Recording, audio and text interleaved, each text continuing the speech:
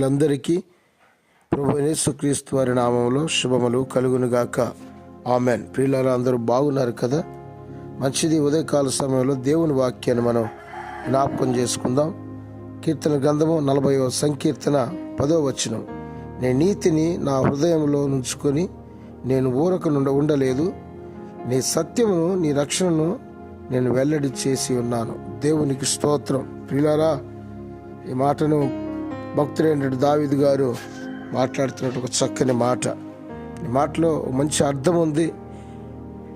భక్తుడు దావీదు గారు అంటున్నట్టుగా దేవుని నీతిని అనే దేవుని యథార్థతను నా హృదయం ఉంచుకున్నాను. దేవుని నీతిని అనగా దేవుని భక్తిని, దేవుని స్మరిస్తూ నా హృదయంలో ఉంచుకున్నాను.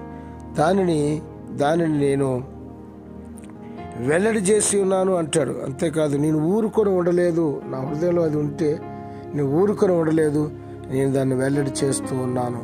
అంతేకాదు, అక్కడ రాయబడిన మాటలో నీ సత్యమును నీ రక్షణను నేను వెల్లడి చేసి ఉన్నాను అంటాడు. ప్రియులారా, దేవుని హృదయమందు ఉంచుకున్నటువంటి దావీదు దాన్ని వెల్లడి చేయటం కోసం ప్రయత్నం చేస్తాను.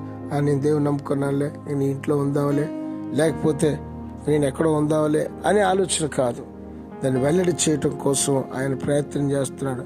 ఆయన సత్యాన్ని చెప్పటం కోసం ప్రయత్నం చేస్తున్నాడు.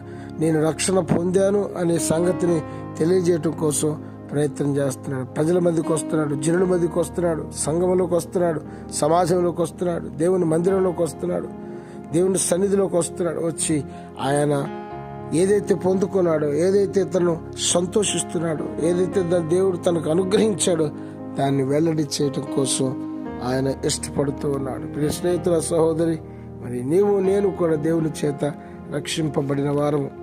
దేవుని వాక్యము, దేవుని మనస్సు, దేవుని ఆశీర్వాదం అన్ని కూడా దేవుడు మనకు అనుగ్రహించినాడు.